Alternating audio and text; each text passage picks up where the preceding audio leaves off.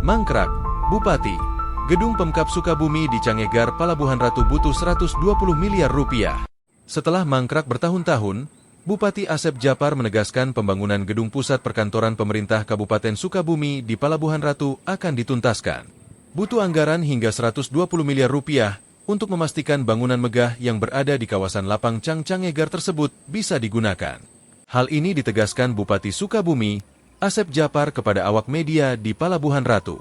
Menurut politisi Partai Golkar ini, kelanjutan pembangunan bangunan tersebut masih dalam tahap kajian oleh Kementerian Pekerjaan Umum dan Perumahan Rakyat, PUPR. Ini masalah gedung perkantoran memang lagi dikaji dulu oleh PUPR. Kalau memungkinkan untuk dibangun, ya insya Allah kita harus bangun. Tapi nggak mungkin tahun ini, ujar Asep Djapar, Selasa, 10 Juni 2025. Ia menyebutkan bahwa pembangunan gedung perkantoran itu sudah masuk ke dalam Rencana Pembangunan Jangka Menengah Daerah, RPJMD, dan menjadi salah satu dari 11 program prioritas untuk 5 tahun ke depan. Namun, kata Asep Djapar, pelaksanaannya baru bisa dimulai paling cepat pada tahun 2027 atau 2028, tergantung hasil kajian teknis yang sedang dilakukan. Insya Allah nanti dilanjutkan. Tapi kita harus tunggu hasil kajian PUPR seperti apa nantinya. Diperkiraan harus dibutuhkan sekitar 100-120 miliar, baru selesai semua itu bangunan, ungkapnya. Pemerintah Kabupaten Sukabumi kembali merevisi rencana lanjutan pembangunan pusat perkantoran di kawasan Lapang Canggegar, Kecamatan Palabuhan Ratu. Proyek yang sudah dimulai sejak 2019 ini sempat terkendala anggaran karena pandemi COVID-19. Dilanjutkan kembali hingga 2022 namun, hingga saat ini tak juga bisa digunakan karena belum selesai 100%.